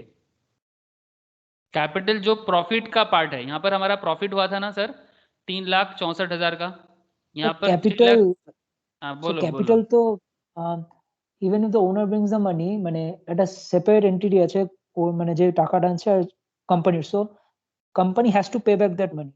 So very good sir, although very তো ওর हाँ জন্য बोलो। वेरी गुड सर, मैं आई नो, इससे पहले भी काफ़ी बार क्लास में ये बात, मैं कहीं ना कहीं रोज बेसिक के क्लास में ये बात करता हूँ। अगर किसी ने थोड़ा सा गौर किया तो कंसंट्रेशन से, कि मैं रोज ही क्लास में बताता हूँ कि कैपिटल को क्यों लायबिलिटी साइड में लिखा जाता है। मतलब हम लोग बचपन से प्रॉफिट क्यों लायबिलिटी है, ये बात ना मुझे भी बचपन में समझ नहीं आता। जब मैं 11-12 में पढ़ता था तो मैं काफ़ी बार टीचर्स को पूछता था, तो ऐसे बैलेंस शीट लिखते थे ना सर, आप लोग भी लिखते हो, ठीक है। बैलेंस शीट में इधर हम लोग कैपिटल प्लस लायबिलिटी बोल के लिखते हैं और इधर एसेट लिखते हैं। तो मुझे कभी भी ये पीएल से जो भी प्रॉफिट होता था, प्रॉफिट एंड लॉस अकाउंट में टू नेट प्रॉफिट, टीचर बोलते थे प्रॉफिट को कैपिटल में ऐड कर दो, ये लायबिलिटी में, और कैपिटल के साथ ऐड कर दो। मैं उनको बार बार पूछता था, सर बताओ ना कि इसको क्यों करते थे। कोई ऐसा जवाब देता था, अरे वो बैलेंस करने के लिए करना होता है, ठीक है। मतलब ये था मेरा बचपन वाला। कुछ टीचर्स थे, अब पता नहीं, इवन कॉलेज में आने के बाद भी मैंने काफ़ी सारे टीचर्स को पूछता था कि सर बताओ ना इस कैपिटल को इस तरह से क्यों लिखा जाता है। मतलब प्रॉफिट को ना मैं किसी भी एंगल से ना लायबिलिटी नहीं समझ पाता था। मतलब प्रॉफिट को कैपिटल में ऐड क्यों करते हैं और ये लायबिलिटी क्यों बन जाएगा। पहला बात, प्रॉफिट तो किसी एंगल से लायबिलिटी नहीं है, बट क्या है ना, बिजनेस का कॉन्सेप्ट है कि अगर आप प्रॉफिट करोगे तो आपका कैपिटल को आप जोड़ दोगे। मतलब कैपिटल मतलब आपने प्रॉफिट किया, तो इसका कॉमन सेंस यही है कि अगर आपने, ये सिंपल कॉमन सेंस है, प्रॉफिट को क्यों कैपिटल में ऐड किया जाता है। तो वेरी गुड कॉन्सेप्ट सर, कि प्रॉफिट को कैपिटल में ऐड करने के पीछे का वजह क्या है। खुद को एक बिजनेसमैन समझो तो शायद थोड़ा समझ में आ जाए। Just feel that you are a businessman. Say for example Vishwajit ने 1 लाख लगा के एक बिजनेस किया, ठीक है। विश्वजीत 1 लाख लगा के, आजकल ना बड़ा मशरूम बहुत डिमांडिंग है। मशरूम एक सब्जी है जो बहुत ज़्यादा आजकल यूज़ होते हैं डिशेस बनाने में, और बहुत हेल्दी चीज़ भी है, मतलब very good for health also, भेज आइटम है। ओके, तो से फॉर एग्जांपल विश्वजीत ने मशरूम 1 लाख का मशरूम खरीदा, ठीक है। अरे हम लोग जानते हो ना मशरूम क्या होता है। Yes sir. Okay, Yes, sir. तो विश्वजीत ने 1 लाख का मशरूम खरीदा और 1 लाख का मशरूम बेच के, काफ़ी प्रॉफिटेबल बिजनेस है सर। मतलब यू कैन से कि 30% मार्जिन रहता है मशरूम बेच बेच के। बस इसका जो खेती करता है ना, मतलब जो इसका एग्रीकल्चर करते हैं, उसमें थोड़ा सा बहुत सारा नियम होता है। मतलब बहुत सेंसिटिव है। मैं जितना सुना, मेरा ही एक स्टूडेंट करता है न्यू टाउन के वहाँ पर, वही बता रहा था कि दादा इट्स अ वेरी सेंसिटिव, मतलब थोड़ा बहुत इधर उधर हो जाए तो वो नष्ट हो जाता है। तो जो भी हो, तो उससे ही मुझे को ये पता चला कि काफ़ी अच्छा मार्जिन रहता है, 20-30% का मार्जिन रह जाता है। तो अगर मार्जिन मतलब सर प्रॉफिट का पार्ट, तो अगर विश्वजीत ने 1 लाख डाला और 20-30% का, तो मैं मान सकता हूँ कि उसने 1,30,000 का रेवेन्यू अर्न किया, मतलब सेल कर दिया। तो इसमें 30,000 क्या है, 30,000 इज प्रॉफिट। यस। अगर मैं मान लूँ कि विश्वजीत का घर में कुछ पेमेंट नहीं करना है, मतलब उसको अपने पेरेंट्स को कुछ नहीं देना है, बिकॉज पेरेंट्स भी very well establish and they are financially very strong. तो बिकॉज फाइनेंशियली स्ट्रांग है तो विश्वजीत को घर में खाना खाने के लिए कुछ चिंता नहीं होता, या फिर पॉकेट मनी अभी भी पापा से ले लेता है, अब पापा दो ना थोड़ा सा, ठीक है। तो अभी भी वो विश्वजीत को मिल जाता है। तो 1 लाख का 30,000 उसका प्रॉफिट हुआ। तो ये 30,000 विश्वजीत क्या करेगा, because Vishwajit is a very newcomer in business, मतलब very new in this business sector, new businessman। तो उसको क्या करना चाहिए इस 30,000, अगर वो प्योर बिजनेसमैन है तो वो क्या करेगा, 1,30,000 लेके बाइक खरीद लेगा या फिर उसको फिर से बिजनेस में री इन्वेस्ट करेगा। Reinvest. बिजनेस में इन्वेस्ट। अगर वो रियल बिजनेसमैन है तो री इन्वेस्ट करेगा। अगर वो मतलब वो क्या है ना, वो आजकल जैसे दिखते हैं, एक नौकरी क्या मिल गया, बस R15 लगा के घर के सामने खड़ा कर दिया और पड़ोसी बोलते रहते हैं भाई क्या किया क्या किया। मतलब इसमें डेवलपमेंट बहुत कम दिखता है सर। अच्छा, mind setup I don't have any problem with R15 और समथिंग लाइक दैट, बट मैं आपको बस एक माइंड सेटअप के साथ बता रहा हूँ, ठीक है। सर्टेनली नहीं, एक सर्टेन टाइम के काम करने के बाद आप एक बाइक खरीद सके, पहला दिन पहला मंथ का सैलरी मिला, डाउन पेमेंट लिया और बाइक खरीद के, भाई देख मैंने क्या कर दिया, मुझे इससे प्रॉब्लम है। मतलब आप क्या जॉब उसी के लिए करने गए थे कि बस R15 घर के सामने खड़ा कर दे, और अभी सरस्वती पूजा आ रहा है फिर घूमेंगे। सर ये भी तो कोई शौक होना चाहिए ना। हाँ सर, क्यों नहीं होना चाहिए। री इन्वेस्टमेंट के लिए। तो ये 1 लाख आपका पुराना capital, your old capital is 1 lakh, and जो न्यू 30,000 का प्रॉफिट है दिस इज योर ऐड हो जाएगा और आपका न्यू कैपिटल हो जाएगा 1,30,000। ठीक है, तो ये हो जाता है आपका मेन कॉन्सेप्ट कि क्यों प्रॉफिट को कैपिटल में ऐड किया जाता है। एंड अगर आपका कोई न्यू यहाँ पर कोई कैपिटल था नहीं तो आपका प्रॉफिट को ही आपका कैपिटल माना जाएगा, बिकॉज पुराना कोई कैपिटल यहाँ पर था नहीं। तो 3,64,000 का जो प्रॉफिट आपने कमाया that is your capital. And again when you total this both side, तो 2,03,000 और 3,64,000 अगेन 5,67,000। तो your asset is 5,60,000, your liability is 5,60,000, and this is a matching. Asset liability match किया सर, एकदम प्रॉपर अकाउंटिंग, बिजनेस किया, accounts एकदम proper हुआ। बोलो sir, कुछ समझ में आया? कुछ मजा आया कि नहीं बोलना सर? कि हिसाब हो तो ऐसा होना सर। Yes sir. हाँ हाँ, हिसाब हो तो वैसा हो तो मजा आ जाए ना। हर चीज का मतलब है आपको, देखो यहाँ पर हर एक पॉइंट का जवाब आपको मिल जाएगा कि आपका कितना रेवेन्यू का है, कितने का आपने पेमेंट किया, कितना आपको नहीं मिला, कितना आपका बाकी है, कितना आपको देना है, कितना आपको मिलना है। हर चीज का जवाब आपको अकाउंटेंसी देता है। That is why it's a very very scientific system of recording of transactions. इसीलिए तो अकाउंटेंसी का इतना ज्यादा बोलबाला चल रहा है सर आजकल। ये दुनिया का हर घोटाला के पीछे मेन प्रॉब्लम है कि प्रॉपर अकाउंट्स अगर मेंटेन नहीं होगा तो घोटाला तो होगा। Okay sir. 10 accrual, matching and periodicity, ये तीनों कॉन्सेप्ट अगर आप लगातार पढ़ो ना, पहले एक्रूअल को पढ़ो, फिर मैचिंग को पढ़ो, फिर पीरियडिसिटी को पढ़ो। ठीक है, अगर आप लगातार इस तीनों कॉन्सेप्ट को पढ़ते हो, ये तीनों मिलके टुगेदर एक साथ काम करता है for income measurement and recognition of assets and liabilities. मतलब एसेट लायबिलिटी भी अगर आपको समझना है तब तो आपको ये तीनों कॉन्सेप्ट याद रखना है कि आपके बिजनेस में कितना इनकम है, आपके बिजनेस में कितना एसेट्स है, आपके बिजनेस में कितना लायबिलिटीज है। अगर आपको इसको भी आइडेंटिफाई करना है then you have to understand the accrual concept, you have to understand the matching concept, you also have to understand the periodicity concept. तीनों एक साथ समझोगे तो जाके आप रियल लाइफ में भी बिजनेस का हिसाब को भी प्रॉपरली रख पाओगे। तो क्या मैं आगे बढ़ सकता हूं और मैं क्या समझ सकता हूं कि आप लोगों को ये वाला मैचिंग कॉन्सेप्ट जो है, जो कॉन्सेप्ट अकाउंट्स का बहुत ही पॉपुलर एंड इंपॉर्टेंट है, समझ में आया? बोलिएगा सर, Yes. तो मैं आगे बढ़ूं। है Yes. दादा।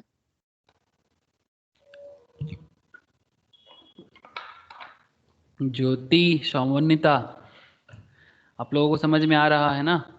आयुष? हाँ सर, क्लियर है। ओके सर, चलो सर आगे बात करते हैं गोइंग कंसर्न। ये जिन लोगों का कंपनी लॉ है, सबका नहीं है कंपनी लॉ, जो लोग कंपनी लॉ का क्लास करते हो, कंपनी लॉ में हम लोग कल ही बात कर रहे थे गोइंग कंसर्न पे, कोई बात नहीं। गोइंग कंसर्न कॉन्सेप्ट ही अकाउंटिंग कॉन्सेप्ट ही है, तो चलो आज डिटेल्स में बात कर देते हैं going concern. I think ion के साथ ही बात हो रहा था कल। आयन याद आ गया? कल ही बात हो रहा था ना गोइंग कंसर्न पे। Yes, yes. The financial statements are normally prepared on the assumption that an enterprise is a going concern. An enterprise is a going concern. मतलब ये financial statement जो होता है ना, मतलब जो accountancy हम लोग बनाते हैं, उसमें financial statements are normally prepared on the assumption that an enterprise is a going concern and will continue in operations for the foreseeable future. Hence, it is assumed that the enterprise has neither the intention nor the need to liquidate or curtail materially the scale of its operations. मतलब going concern का मतलब ये हो गया, किसी भी business कभी भी ये दिमाग में रखते हुए चालू नहीं करना चाहिए कि ये अभी बंद हो सकता है, इसको अभी कुछ दिन बाद लिक्विडेट कर देना है, या फिर इसका जो मेटेरियलिटी स्केल है, मतलब प्रॉफिट करने का जो ताकत है या इस बिजनेस को आगे बढ़ाने का जो सिस्टम है, इसको कार्टेल कर दे, मतलब छोटा कर दे बिजनेस को काट के। ऐसा नहीं, बिजनेस को हमेशा बड़ा करने की कंसेप्ट में ही बिजनेस बढ़ाया जाता है। यही बिजनेसमैन का माइंड सेटअप होता है। देखो सिचुएशंस उसको बाध्य करे, उसको बाउंड करे कि हाँ आपको बिजनेस को स्मॉल करना चाहिए, दैट्स अ डिफरेंट इशू। जैसे बिग बाजार 2005 में चालू हुआ था, 2004 या 5 आई थिंक। बिग बाजार 2013 तक बिग बाजार क्या गजब बिजनेस किया, अप टू फ्रॉम 2005 टू 2013। अगर आपको मैं फ्यूचर ग्रुप का, बिग बाजार का जो शेयर है वो फ्यूचर ग्रुप के नाम से चलता है sir, future retail share price. इसका अगर आप देखो 74.25। अभी रिलायंस ने ले लिया इसको, तो अभी भी इसका सेटलमेंट चल रहा है, तो इसलिए अभी बहुत ट्रेड चल रहा है इसका, क्योंकि बिजनेस तो बंद नहीं हुआ। बट अगर मैं आपको इसका मैक्सिमम हिसाब दिखाऊं, आप देखना, हाँ इसका लिस्टिंग तो हुआ है 2015-16 में, 2015-16, लेकिन बिजनेस चालू हुआ इसका प्राइवेट लेवल में ही 2004-5 में, सॉरी 2006-7 में, सॉरी सर 4-5 नहीं 6-7 में। उस टाइम मुंबई भी गया था जब उसका चालू हुआ था, तो कोई मेरा दीदी और दादा था मुंबई में, वो लोग भी बोल रहा था कि एक बहुत बड़ा मॉल हुआ है, ऐसा बात कर रहा था। तो जस्ट लुक हियर कि 157 में इसका शेयर का दाम चालू हुआ था। मतलब मैं आपको बताना चाह रहा हूं कि बिजनेस का गोइंग कंसर्न का कॉन्सेप्ट, कोई भी बिजनेसमैन कभी नहीं सोचेगा कि उसका बिजनेस गिर जाएगा, लेकिन अगर हालात कभी सिचुएशन से नेगेटिव जाए, दैट्स अ डिफरेंट इशू। देखो ये बिजनेस को कैसे बढ़ा रहा है, आई होप आप लोगों को दिखाई दे रहा है, ठीक है। अब बिजनेस के साथ शेयर का डायरेक्ट कनेक्शन नहीं है, इनडायरेक्ट कनेक्शन है। शेयर में तो लोग इन्वेस्ट करता है, अब तभी बिजनेस में इन्वेस्टमेंट करके आपको फायदा है जब बिजनेस रियल लेवल में अच्छा काम करे, ठीक है। जब बिजनेस रियल लेवल में अपना काम करे, अगर मैं आपको बिग बाजार का कुछ डेटा भी दिखाऊं ना, आपको थोड़ा समझ में आ जाएगा। से फॉर एग्जांपल ये चलो बिग बाजार का अगर मैं आपको दिखाऊं, ये देखो रिसेंटली इन 2020 बिग बाजार was acquired by Reliance retail, the retail divisions of the Reliance industries.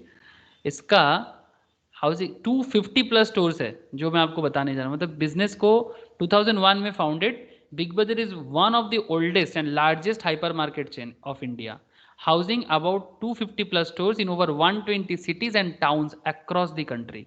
मैं आपको बता दूं कि इसका दो जो रिटेल स्टोर है, one is Kolkata, another is Bangalore.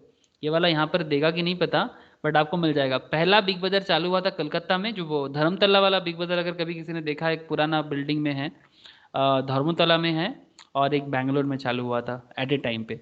तो आप समझ सकते हो कि बिजनेस का हमेशा गोइंग कंसर्न कॉन्सेप्ट में ही बनाया जाता है। बट आप देखो अभी 2020 में आके क्या हुआ, 2001 से लेके 2020 तक ये बिजनेस गोइंग कंसर्न लेवल में ही चल रहा था, बट 2020 में आके इसका करीब 24,713 का कुछ लोन था, करीब 25,000 करोड़ का लोन था, जो बिग बाजार को बहुत मुश्किल हो रहा था, और कोविड के कारण और दिक्कत बढ़ गया, तो इन्होंने सेल कर दिया फ्यूचर ग्रुप को एक सर्टेन लेवल तक, सब कुछ नहीं, सर्टेन लेवल का कुछ बिजनेस इन्होंने सेल कर दिया।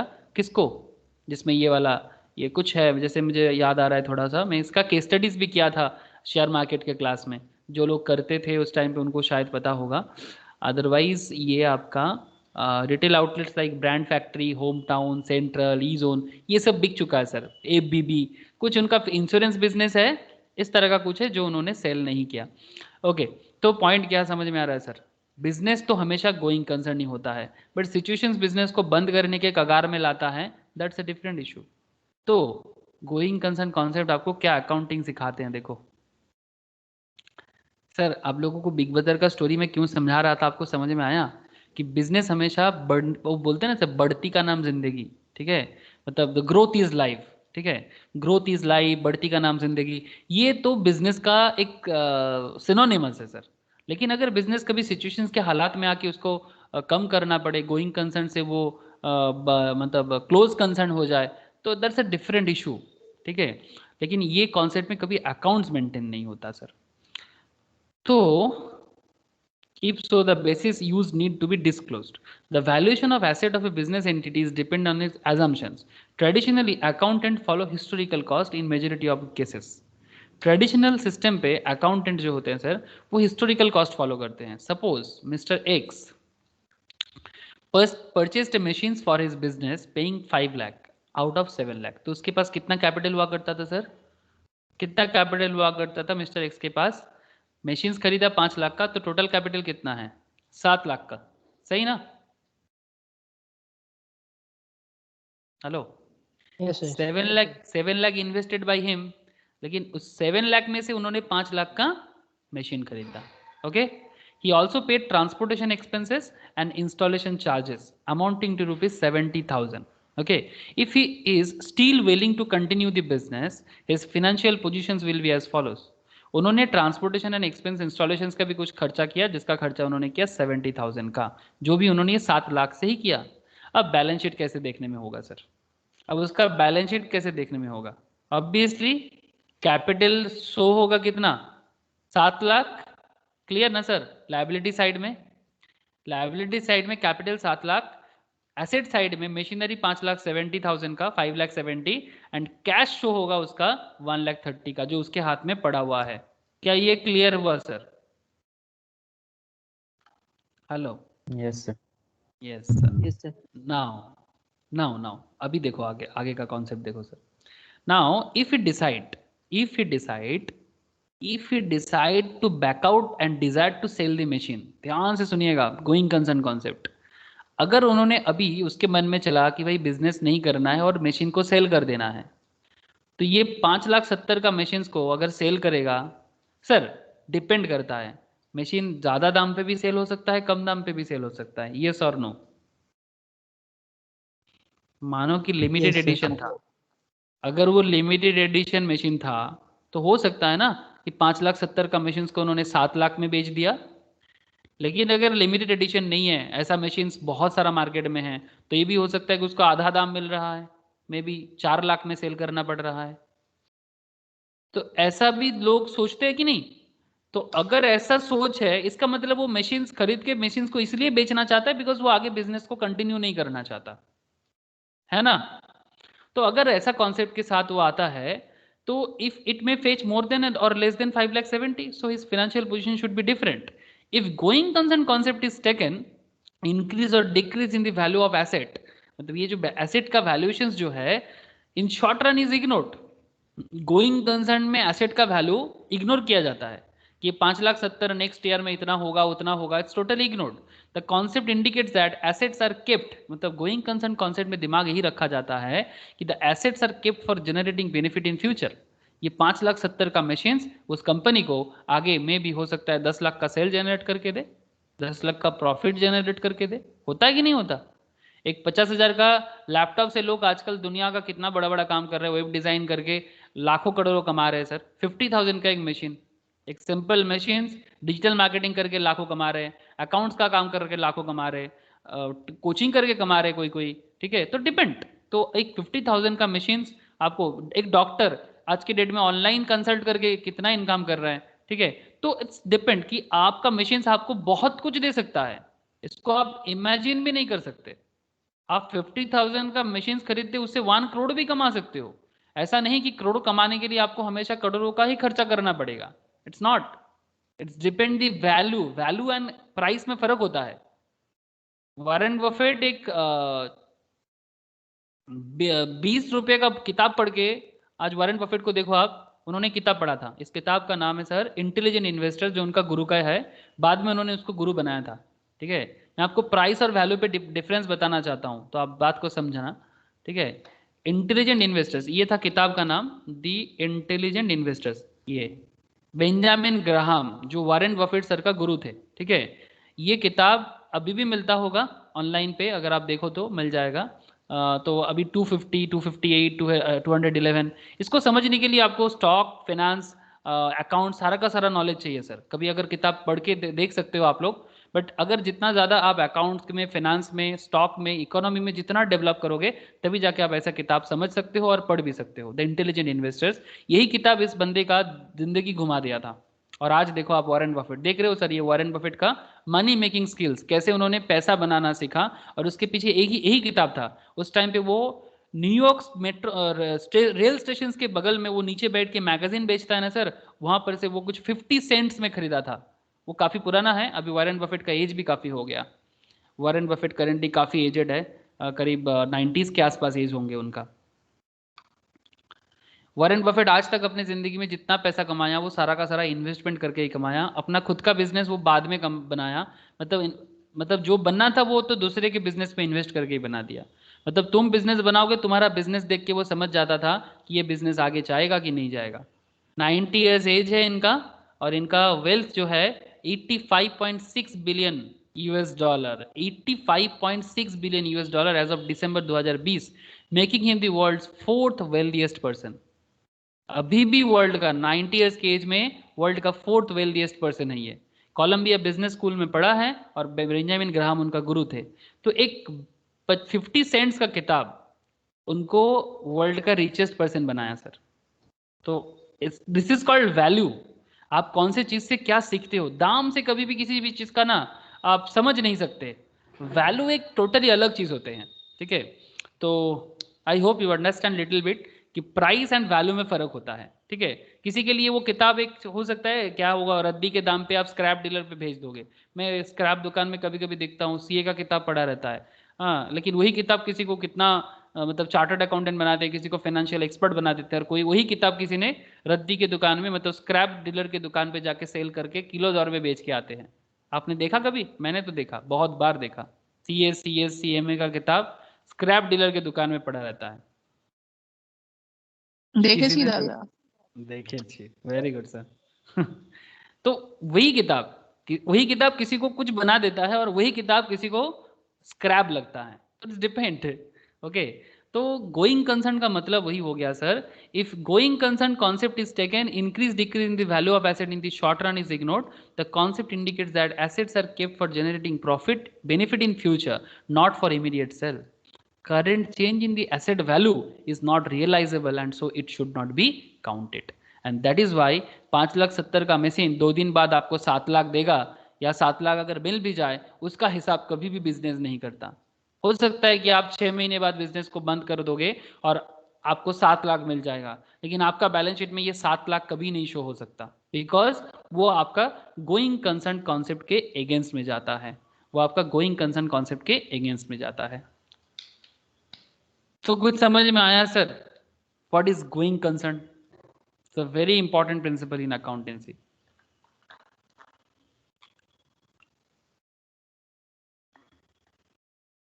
प्लीज सर बोलो। है दादा। Yes sir.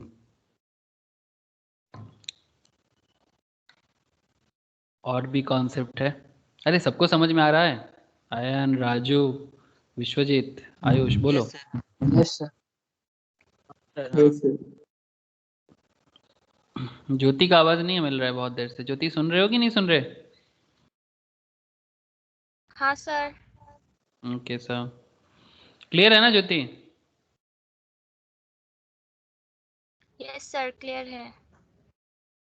Another concept of accounting, cost concept. ध्यान से सुनिएगा, कॉस्ट कॉन्सेप्ट। हाँ, by this concept the value of an asset is to be determined on the basis of historical cost. In other words, acquisition cost. Although there are various measurement bases, accountants traditionally prefer this concept in the interest of objectivity. When a machine is acquired by paying 5 lakh, जब एक machine खरीदा जाता है और उसके लिए अगर 5 लाख का खर्चा किया जाता है, following cost concept the value of the machine is taken as, अगर आप 5 लाख पे मशीन खरीदे हो तो क्या वैल्यू करोगे मशीन का? 5 लाख ही ना। 5 लाख का मशीन का क्या वैल्यू करोगे? 5 लाख और 5 लाख क्या वही तो होना चाहिए? यस और no? Yes. It is highly objective and free from the all bias. Other measurement bases are not so objective. Current cost of an asset is not easily determinable. If the asset is purchased on 1/1/1995 and such model is not available in the market, it becomes difficult to determine which model is appropriate equivalent to the existing one. 1995 में आपने कुछ asset खरीदा था और उसका model अभी market में available नहीं है, तो फिर आप कैसे उसका इक्विवेलेंट वैल्यू कैलकुलेट कर सकते हो? It's a very typical work, कि जैसे कि एम्बेसडर का वैल्यूएशन कर सकते हो आज की किसी भी डेट का गाड़ी के साथ।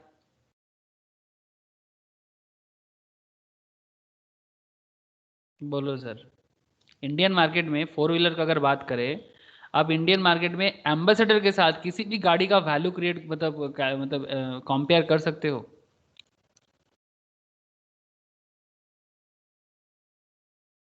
इट्स रियली टफ, बिकॉज ये जो एम्बेसडर कार है इसको आप कैसे वैल्यूएशन करोगे? कैसे वैल्यूएशन करोगे? पहला तो ये 95 का ज़रूर नहीं है, बट फिर भी काफ़ी पुराना है। इसका फैक्ट्री भी अभी करंटली बंद हो गया है। जो ये वाला कॉन्सेप्ट तो बंद हो गया, एक दूसरा कंपनी इसको खरीदा। अब देखते हैं इसका क्या आगे करता है। बट पॉइंट क्या है कि इसके साथ अगर आप रिसेंट ट्रेंड का 6 लाख का भी गाड़ी है, एम्बेसडर का भी 7 लाख 8 लाख का दाम कुछ ऐसा होता है, लेकिन इसका जो तगड़ानेस है, ये तगड़ानेस आप कभी कंपेयर नहीं कर सकते। ये काफ़ी तगड़ा गाड़ी है और it's a very safe, it's a very safe car. अब पॉइंट यही है कि इसका कंपैरिजन करना मुश्किल है। Historical cost concept is tough हो जाता है इसमें भी। तो आगे देखो सर, पॉइंट क्या है। कि अगर कोई equivalent similar kind of product आपको बाद में नहीं दिखता तो फिर उसका वैल्यूएशन करना मुश्किल। तो similarly unless the machine is actually sold, realisable value will give only a hypothetical figure. जब तक आप सेल ना कर देते हो किसी भी एसेट को, तब तक आप समझ नहीं सकते कि इसका क्या दाम मिल सकता है। हाइपोथेटिकल फिगर ही आपको लेना पड़ेगा। Will give only hypothetical. Hypothetical मतलब आप सोच रहे हो कि ऐसा हो सकता है, दैट इज हाइपोथेटिक। हाइपोथेसिस मतलब जो आप समझ रहे हो कि अच्छा इतना मिल सकता है, सही गलत don't know. Lastly, present value base is highly subjective because to know the value of the asset one has to chase the uncertain future. मतलब उस पर्टिकुलर एसेट का क्या वैल्यू हो सकता है, उसका एक अनसर्टेन फ्यूचर हो सकता है। चलो कुछ एग्जाम्पल के साथ मैटर को समझते हैं। एग्जाम्पल देखो, क्लियर हो जाएगा। However, the cost concept creates a loss of distortion too as outline। मतलब बहुत distortions भी create करता है, मतलब आपका दिमाग को धुंधला सकता है। Distortions मतलब बहुत बार आपका दिमाग से इधर उधर हो सकता है कि क्या बताने का कोशिश हो रहा है। In an inflationary situation, sir inflation का मतलब समझते हो, बताइएगा। इन्फ्लेशन का मतलब Yes, systematic rise in price.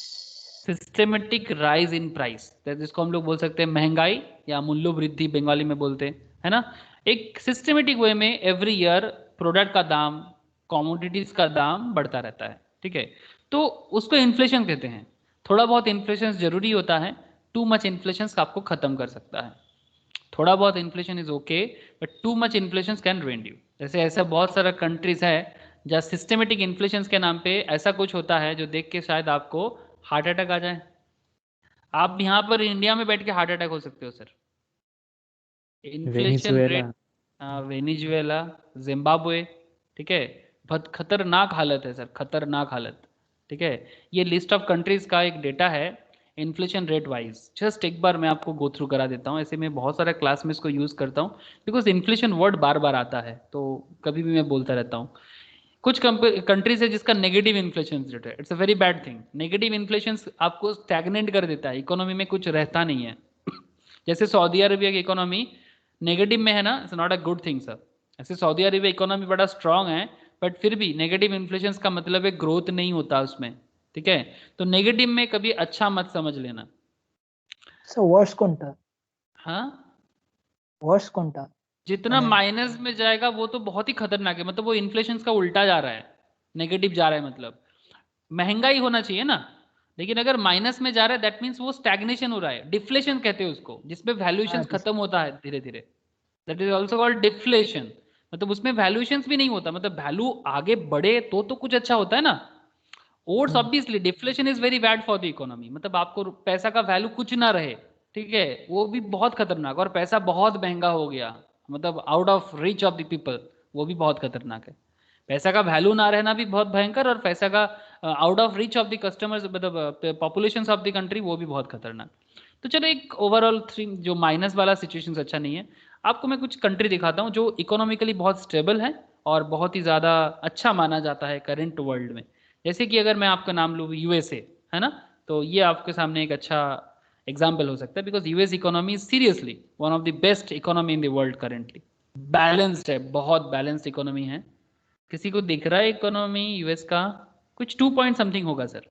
UK 1.80, good thing, 2019 का एस्टिमेशन है। ब्राजील भी खराब नहीं है sir, 1.88, much better situation. USA कहाँ गया? ये मिल गया सर, 2.49, एकदम रिसेंट है सर, 2020 का जनवरी का, मतलब जस्ट एक साल पुराना एस्टिमेशन है। 2020 जनवरी का 2.49 यूनाइटेड स्टेट का इन्फ्लेशन रेट है। मतलब हर साल चीज़ों का दाम ऐसे 2.5% करके बढ़ता रहता है, ठीक है। तो जो कंट्रोलेबल है sir, it's very controllable system. 5% तक okay, 5 is not very good, मतलब बोला जाता है 3 तक ओके है। 3% तक अगर इन्फ्लेशन रेट आगे जा रहा है ना, it's a very good condition sir, ऐसा होना भी चाहिए, ठीक है। बट अगर बहुत ज्यादा निकल जाए, ठीक है, तो बहुत खतरनाक। इंडिया का सिचुएशन अगर देखे, इंडिया इंडिया इंडिया 7.35। अब इंडिया रिसेंट बजट में यही बताया सर कि वो 5% में लाना चाहता है। कल का ही बात था, कल ही फाइनेंस लेवल पे और अपना नीति आयोग ने बताया कि इंडिया इन्फ्लेशन लेवल को 5.65 में लाना चाहता है नेक्स्ट 1-2 साल में।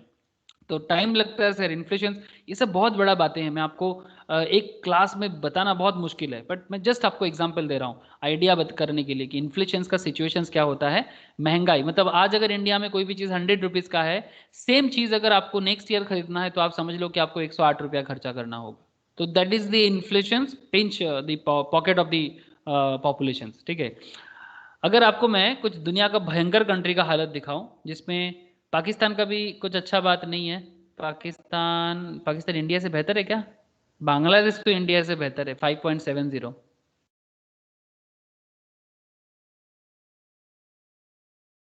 पाकिस्तान 14.56, बेहतर नहीं है सर, बहुत खतरनाक है। मतलब आप समझ रहे हो ना, अब ऐसा चलता जाए तो पाकिस्तान धीरे धीरे खत्म हो जाएगा। लेकिन अगर आप वेनेजुएला को देखो 6500% सर, 6500%। 2021 इंटरनेशनल मॉनेटरी फंड का एस्टिमेशन है ये। Zimbabwe another very bad conditions 161.8। Argentina is not a good condition 36.1। Sudan ভেনেজুয়েলাটা কি সত্যি 6500? तो झूठ क्यों होगा, इंटरनेशनल এত मॉनेटरी फंड ডিফারেন্স, गलत। এত ডিফারেন্স? जब इकोनॉमी आउट ऑफ कंट्रोल हो जाए, जब फाइनेंस का कोई समझ ना हो, जब अकाउंट्स का कोई अंडरस्टैंडिंग ना हो, तो बहुत कुछ हो सकता है। मतलब तुम्हारे पास पैसा हो और तुम पैसा का कुछ भी मिस यूज करो। I will discuss this kind of things in economics class, but फिर भी तू पूछ रहा है तो मैं बोल ही रहा हूँ। पॉइंट यही है कि सिंपल है कि अगर तुम्हारे पास पैसा है और तुम उसको कुछ भी तरह से खर्चा कर रहे हो और फिर एक सर्टेन लेवल के बाद तुम्हारा सब कुछ खत्म हो जाता है। खत्म इन द सेंस तुमने जो मर्जी किया पैसे से, गवर्नमेंट भी जो मर्जी वही किया, उसके साथ लोकल प्रॉब्लम है, सिविल वॉर है, बहुत सारा वेनेजुएला का अपना प्रॉब्लम बहुत सारा है। गवर्नमेंट एकदम टोटली मतलब अनकंट्रोलेबल, गवर्नमेंट अपने आप को भी कंट्रोल नहीं कर पा रहा है, पॉपुलेशन को भी नहीं कर पा रहा है। पैसा किसी को दो तो वो लेता ही नहीं है। 2017-18 में जब भयंकर सिचुएशंस क्रिएट हुआ था, उस टाइम पे वेनेजुएला में अगर किसी को आप पेमेंट करते ना, पेमेंट हाथ से पैसा देते, तो वो पेमेंट का मतलब वो लेता ही नहीं था। कैब में चढ़ोगे तो सिगरेट का इतना बड़ा पैकेट लेके उठो जिसमें बहुत सारा सिगरेट हो तो कैब वाले शायद आपको ले ले। सैलून में जा रहे हो सेव करने के लिए या बाल काटने के लिए, हेयर कट करने के लिए, तो उनको आप पैसा दो तो वो लेता नहीं है, बदले में केला पावरोटी दे दो वो लेगा, बिकॉज खरीदने का औकात नहीं है किसी का। The condition is like that. मतलब ये पूरा का पूरा गवर्नमेंट, पूरा का पूरा कंट्री, इसमें बहुत सारा है, मैं एक दो चीज बस आपको बता रहा हूँ। ठीक है, मतलब जो आपके पास एसेट है, इंडिया जैसा कंट्री में बहुत मुश्किल क्या है, आप मतलब इसको आप बहुत खुशकिस्मत हो कि, इसलिए मैं बार बार इसको बोलता हूँ क्योंकि इंडिया एक हाईली पॉपुलेटेड कंट्री है। वर्ल्ड में इतना ज़्यादा कंजेशन वर्ल्ड में और किसी भी कंट्री में नहीं है, due to our illiteracy for the last 200 years. जो हमको मुगल लोगों ने आने के बाद और ब्रिटिश आने के बाद जिस तरह का इलिटरेसी प्रॉब्लम इंडिया में चालू हुआ ना, इंडिया को ना पूरा कमर तोड़ के रख दिया लास्ट 500 साल में, उसका असर चल रहा है इंडिया में। हम लोग ऐसे नहीं है, वी आर मतलब हम लोग बहुत ज़्यादा एडुकेटेड है, बहुत ज़्यादा, बट हमारा कमर को तोड़ दिया गया। फिर भी 150 करोड़ के पॉपुलेशन को लेके 140 करोड़ को इंडियन गवर्नमेंट चलाते हैं, चाहे कोई भी रहे, बीजेपी रहे, कांग्रेस रहे, इंडिया को चलाया ना, बहुत बड़ी बात है, बहुत बड़ी बात है। मतलब इंडिया में प्रधानमंत्री बनना एक अलग ही बात है। ये कोई अमेरिका नहीं है कि भाई 30 करोड़ पॉपुलेशन है, एसेट ही एसेट है, इतना जगह है जिसको जो मर्जी करे, ऐसा नहीं है। इंडिया में मतलब कभी ट्रम्प को पूछते हैं ना, वो बोलते हैं कि भाई इंडिया में तो प्राइम मिनिस्टर में अगर मैं बनूं तो मैं पागल ही हो जाऊंगा, सीरियसली। जैसे अभी बाइडेन पता नहीं वो अगर इंडिया का प्राइम मिनिस्टर होता तो क्या करता, टोटल साइकोलॉजी अलग होता है इंडिया का। तो कभी भी किसी कंट्री के साथ इसको कंपेयर करने से पहले 10 बार सोचना चाहिए, कंट्री का सिचुएशन अलग होते हैं। ओके सर, डिफरेंट इशू, कभी वेनेजुएला पे बात होगा तो मैं डिटेल्स बोलूंगा तब। तो आई होप यू अंडरस्टैंड कि इन्फ्लेशन क्या है। ओके, तो थोड़ा कहानी हो गया इकोनॉमिक्स का। In an inflationary situation when price of all commodities go up on an average acquisition cost loses its relevance. For example, a piece of land purchased on 1195 for 2000 may cost rupees 1 lakh. As on 2020 2000 में लिए थे 95 में, अभी उसका value हो गया 2020 में 1 lakh. So if the accountant makes valuation of asset at historical cost, the accounts will not reflect the true positions. सही की गलत सर? 95 में 2000 का जमीन खरीदा हुआ था, ये तो कोलकाता के बगल में न्यू टाउन वाला सिचुएशन हो गया ना सर, जिसका भी 95 में न्यू टाउन में ज़मीन था, आज जो न्यू टाउन में उसका क्या वैल्यूएशंस बना है, जस्ट इमेजिन करो आप। करेंटली कोलकाता के आसपास का मतलब even not only Kolkata, West Bengal का सबसे मतलब महंगा जो ज़मीन का एरिया है that is New Town area, है ना, पूरा वेस्ट बंगाल में, बिकॉज कोलकाता के पास है, सबसे नज़दीक में है और सबसे वैल्यूएबल सिचुएशंस में है, ठीक है। These are the situations. ये जो न्यू टाउन एरिया है ये सब एग्रीकल्चरल लैंड हुआ करता था, लेकिन जब से ये कोलकाता को स्प्रेड करने के लिए न्यू टाउन को बनाया गया और ये न्यू टाउन के आसपास का ज़मीन का जो वैल्यूएशंस हुआ, किसी के पास ये ज़मीन 2000 में ही था एक टाइम पे, इवन सॉल्ट लेक वाला ज़मीन का भी यही सिचुएशंस था। जब ये सॉल्ट लेक बना था ना सर, दिस इज़ विधान नगर सॉल्ट लेक, हाँ, जब ये सॉल्ट लेक बना था तो यहाँ पर मतलब मुझे भी याद है, मैं बचपन में जब आता था वीआईपी रोड की तरफ, दमदम एयरपोर्ट में मेरा एक बहुत ही क्लोज एक जन रहता था, मैं तब नेटिव से आता था, तो ये सॉल्ट लेक वाला साइड में ना 98 99 के टाइम पे बहुत खाली जंगल जैसा फील होता था, ठीक है। फिर भी सॉल्ट लेक तब बन गया था, ऐसा नहीं सॉल्ट लेक नहीं बना था, बट फिर भी कुछ भी नहीं था, ये सेक्टर 55 कुछ नहीं बना था। तो उस टाइम पे अगर किसी ने सॉल्ट लेक में ज़मीन लिया था तो उसका क्या वैल्यूएशन आज है तो उसको पता है सर। तो पॉइंट ये है कि अगर हिस्टोरिकल कॉस्ट में अकाउंट्स मेंटेन करे तो कभी भी ट्रू पिक्चर कभी ना दिखे, हाँ ना सर, बोलो।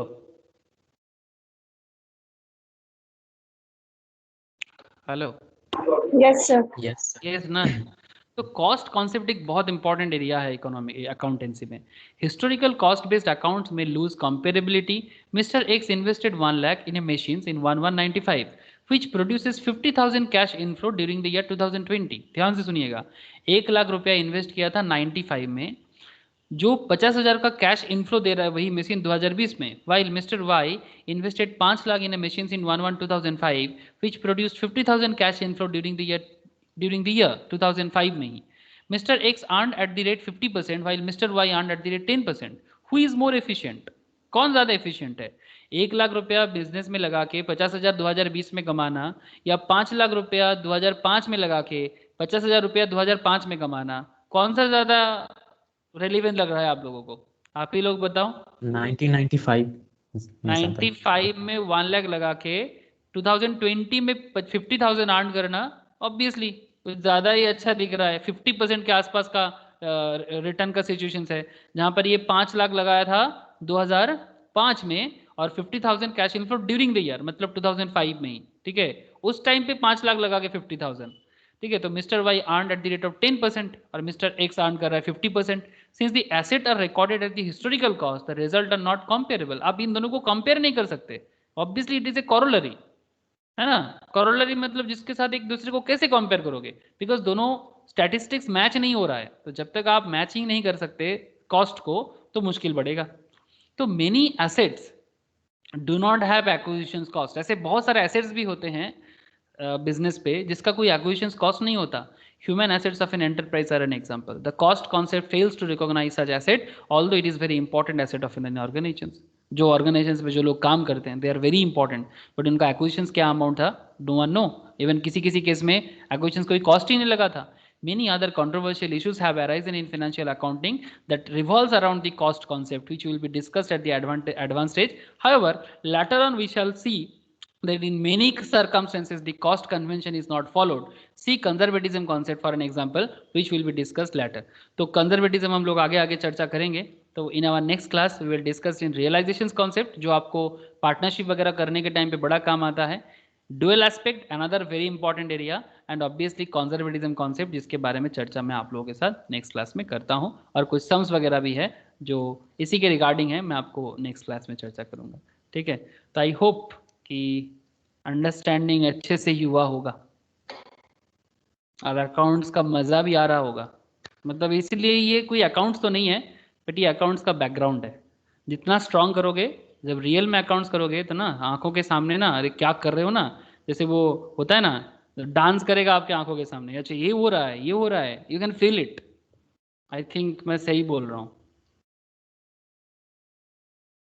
अब पता नहीं सर आप लोग कैसे सोच रहे हो, कोई बात नहीं, किसी को कोई सवाल है तो कर लो, और ये नोट्स अगर किसी के पास नहीं है तो मुझे पिन करना, मैं शेयर कर लूँगा, ठीक है सर।